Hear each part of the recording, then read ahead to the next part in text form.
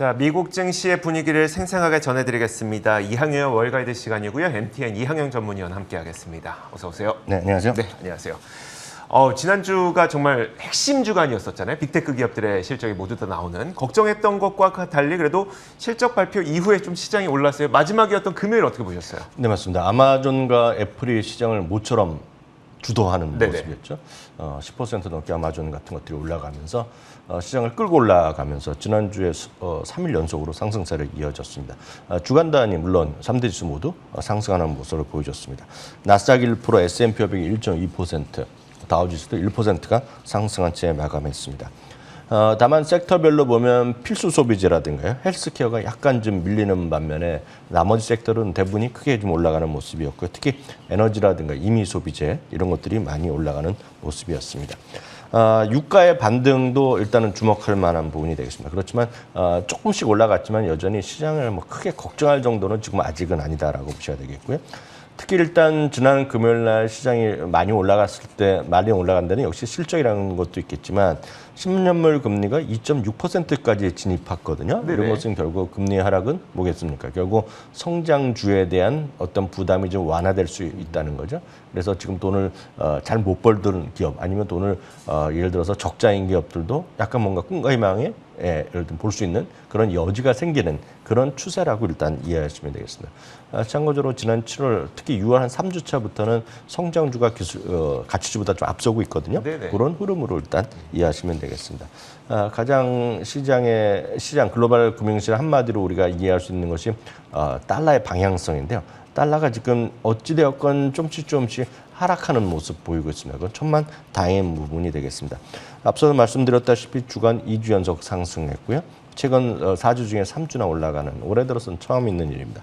월간으로 보면 S&P 500이 무려 9%나 올라가면서 2020년 가을 이후 11월 이후 제일 많이 올라갔고요. 나스닥 100은 12%나 올라갔고요. 다우지수는 6.7%나 올라갔고요. 특히 7월 한 달로만 보면 S&P 500의 7월 한 달 기록은 1939년 이후 최고의 한 달이었다라고 일단 이해하시면 되겠고요. 섹터로 보면 한 달간 뭐 전부 다 올라가고 종목별로 보면 대부분의 종목들이 거의 다 올라간 것이 지난 한 달간의 기록이 되겠습니다. 네, 알겠습니다. 7월 한 달 동안의 이 종목별 등락률도 그림으로 준비해 주셨는데 그것도 굉장히 보면은 파란색, 아니 그 초록색이 굉장히 향연한 그런 그 움직임을 보여줬습니다. 자, 그렇다면 이제 지난주에 있었던 특징주 몇 가지 한번 살펴주시면 어떨까요? 지난주에는 역시 실적으로 보면 두 가지가 있겠죠. 지난 이제 목요일날 장 끝나고 한 것도 잠시 말씀드리겠지만 일단은 엑소모빌과 쉐브론이 실적이 크게 났습니다. 이미 예상됐던 거지만 이익 규모가 4배 이상 될 거라는 얘기를 많이 했었거든요. 쉐브론이 30억에서 116억으로 이익 규모가 늘어났고요. 네. 엑슨모빌은 47억에서 180억 달러까지 늘어났습니다. 주가는 다시 좀 올라가는 모습이면서 지난 6월 초 이후 주가 많이 좀 내려갔었거든요. 그렇지만 얼추 엑스모빌이 물론 이런 추세가 이어질지 우리가 알 수는 없겠지만 4, 5%가 올라가면서요. 고점이랑 다시 멀지 않은 모습입니다. 쉐브론도 무려 9%가량 올라가는 모습이었고요. 엑소모빌 이런 것들은 또 그 배당 돌리는 것도 발표했기 때문에 네네. 이런 것들이 여전히 시장에서의 어떤 주목거리인 것은 분명하겠다라고 이해하시면 되겠습니다. 한편 이제 가장 핵심적인 두 종목이 있죠. 시가총 1위, 3인 3, 4위 하는 것이 애플과 아마존인데요. 애플은 3.3%가 올라갔습니다. 투자 의견 자체가 바뀐 것은 없고요. 목표 주가도 오히려 조금씩 내린 것도 있고 두 군데는 내렸고 두 개는 올려놨습니다. 전반적으로 시장에서의 주도력을 보실 수 있겠고요. 아마존은 무려 10% 가까이 올라갔는데요. 지금 발표한 기업이 거의 모두 지금 목표 주가를 조금씩 올리는 그런 모습이었습니다. 아마존에 대해서요? 단 한 곳 빼놓고요. 한 곳 빼놓고 목표 주가를 다 올리는 그런 모습을 보여줬습니다. 한편 P&G 같은 경우에 실적은 이번 분기 실적은 상당히 좋았는데요. 이번 실적의 가이던스가 약간은 눈높이를 못 맞췄고 일단은 거기에는 역시 인플레이션에 대한 우려 이런 것들을 얘기하면서 P&G가 6.1% 떨어졌습니다. 그러면서 앞서 보여드렸던 섹터별로 보면 필수 소비재가 약했거든요. 네. 바로 이런 요인이 있었다라고 이해하시면 되겠고요. P&G 이런 하락은 대표적인 이제 필수 소비재이기 때문에 최근에 소위 성장주의 어떤 나름의 하락에서의 반등과 가치주의 상대적인 부진 이런 것의 대표적인 주식으로 이해하시면 되겠고요. 또 하나 이제 시장에서 주목을 받은 주식은 역시 인텔이 되겠습니다. 실적 부진이 이어졌는데 실적 부진 정도가 약간 상상 이상으로 좀 안 좋게 나왔습니다. 주당이익이 70센트가 예상됐었는데요. 29센트 이거 반토막이 났거든요. 네네. 예상치보다. 당연히 이런 것들은 주가에 한 번에 반영될 수밖에 없습니다. 8.5%가 떨어졌고요. 매출도 지금 180억 달러가 예상됐는데 153달러가 예상됐습니다. 반면에 이제 AMD는 그 미국 시간으로 8월 2일 날 발표됩니다. 우리 시간은 수요일 날 새벽에 발표될 텐데 AMD는 3%가 올라가면서 금년 초에 하루 이틀 잠깐 시가총액이 AMD가 이긴 적이 있거든요. 네네. 이번에 다시 6개월 만에 다시 AMD의 시가총액이 인텔의 주가를 상향한 돌파하는 모습입니다. 바로 이 그림입니다. 지금 인텔 사실 뭐 10년 전만 하더라도 모든 여러분 PC나 노트북 사면 인텔 인사이드였잖아요. 맞아요. 요즘은 주위에 보시면 더들 어떤 작업을 하건 간에 AMD의 라이젠 칩을 딱 선택해서들 사고 있거든요. 쉽게 얘기해서 AMD 같은 경우는 한 10년 동안에 주가가 30, 100 올랐습니다. 네네. 지금 30~40%가 아니라. 역시 어떤 마켓쉐어의 흐름, 시장에서 선도 기업과 1등을 뺏긴 기업의 차이를 보여주는 그림이기 때문에 오늘 시가총액으로 한번 보여드렸고요. 로크는 실적 부진에다가 광고 시장을 경고가 나오면서 무려 23%나 급락을 했습니다. 한편 이제 우리나라에서 알려진 브랜드는 아웃백 스테이크죠. 물론 네. 우리나라 아웃백 스테이크는 주인이 딱 이쪽이 아니라 이제 다른 쪽으로 넘어간 걸로 제가 알고 있습니다. 지분이요. 여하튼 뭐 우리나라 스타벅스가 신세계가 100% 갖고 있는 같은 그림인데 여하튼 그 아웃백 스테이크의 모회사입니다. 블레밍 브랜드는 실적을 좋게 발표하면서 주가 3%나 오늘 올라가는 모습이었습니다. 네, 알겠습니다. 이렇게 정말 실적 시즌인 만큼 정말 실적에 따라서 주가도 크게 엇갈리는 모습들을 보였기 때문에 실적 꼼꼼하게 챙겨야 될 것 같고요. 자, 이번 주에도 아무래도 뭐 140개 넘는 S&P 500 기업들의 실적 발표가 예정되어 있기 때문에 이번 주도 좀 바쁘게 진행을 해보도록 하겠습니다. 자, 일단 7월 증시가 꽤 큰 반등을 보였으니까 과연 여기에 대한 월가의 평가는 어떨까? 믿어도 된다는 평가일까요? 어떨까요? 월가 평가는요? 여전히 뭐 극과 극이라고 보시면 되겠습니다. 실제 주시장에 존재하는 이유가 다들 좋게만 생각하면 안 되잖아요. 네네. 좋게 하는 사람이 반이고 안 좋게 여기는 사람이 반인데 다만 이제 시장의 분위기에 따라서 좋게 얘기하는 사람들의 목소리가 더 많이 들릴 때가 있고 그렇지 않을 때가 있는 거죠. 물론 여전히 고점 대비 주시장은 S&P에게 한 13% 정도 밀려 있기 때문에 여전히 시장이 이렇게 썩 좋은 것만은 아닙니다. 최근에 반등은 분명히 했지만은요. 펀드 스트레스의 탑리는 베어마켓이 이제 끝났다라고 얘기를 하고 있습니다. 거의 끝났다는 얘기겠죠. 6개월 정도 지나면 소비자 물가가 2% 이내에 돌아간다는 겁니다. 2%라는 거는 실제로 늘 얘기하는 연준에서 얘기는 FOMC에서 얘기하는 목표치거든요. 2%대 정말 갈 수 있다는 것인데요. 아시다시피 지난달에 9.1%였잖아요. 그게 이제 2%갈 수 있다라는 그런 기대감을 하고 있고 이제 인플레이션이 끝났다는 얘기 뭐 똑같이 하고 있습니다. 그러면서 연말에 사상 최고가 진입이 기대된다고 얘기하고 있습니다. 사상 최고가가 된다 그러면 많은 분들이 믿지 않습니다 지금요. 그러니까 우리나라에서도 이제 한번 설문조사를 저도 개인적으로 해봤는데요. 네. 5%도 안 됩니다 지금.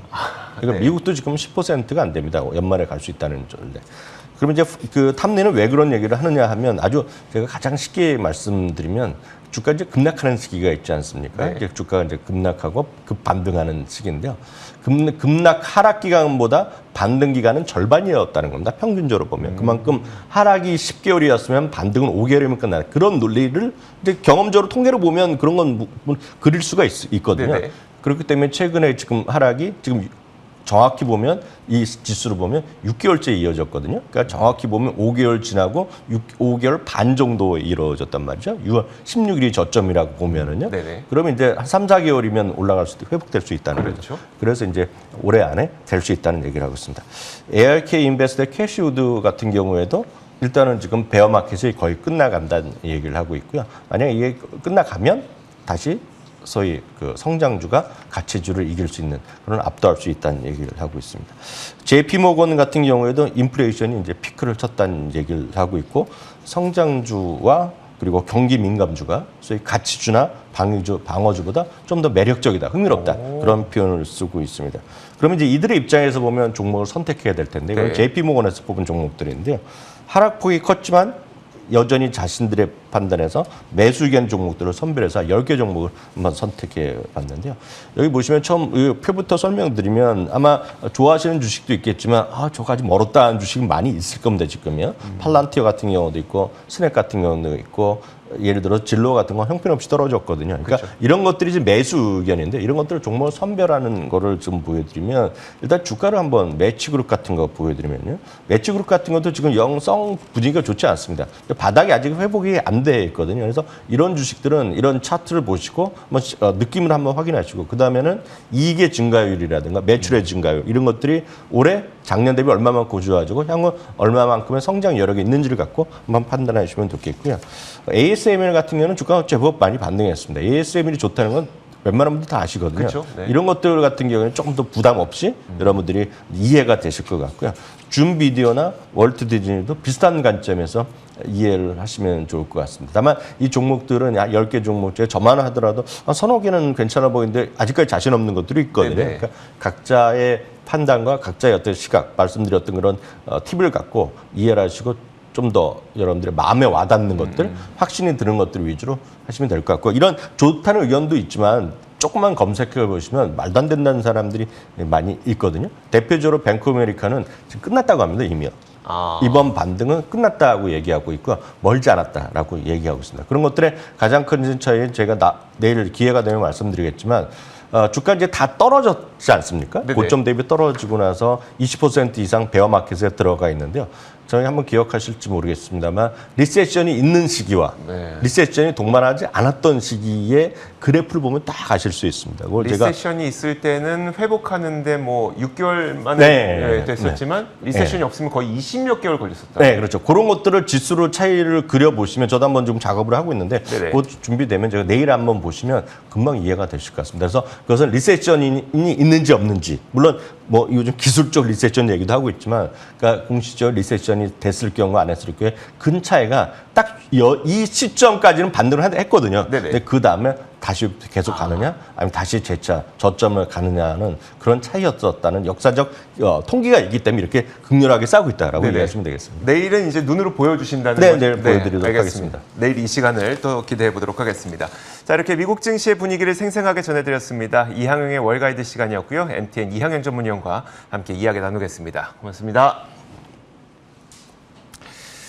자, 저희 굿모닝 글로벌이 준비한 소식은 여기까지입니다. 이어지는 출발 성공 투자 통해서 국내 시장에 대한 대응 전략 잘 세우시길 바라겠고요. 저희 굿모닝 글로벌의 공식 유튜브 채널 월가워즈도 많은 사랑 부탁드리겠습니다. 유튜브 채널에서 유튜브 검색창에 월가워즈 검색하시면 쉽게 들어오실 수 있습니다. 자, 오늘 함께해 주신 여러분 고맙습니다.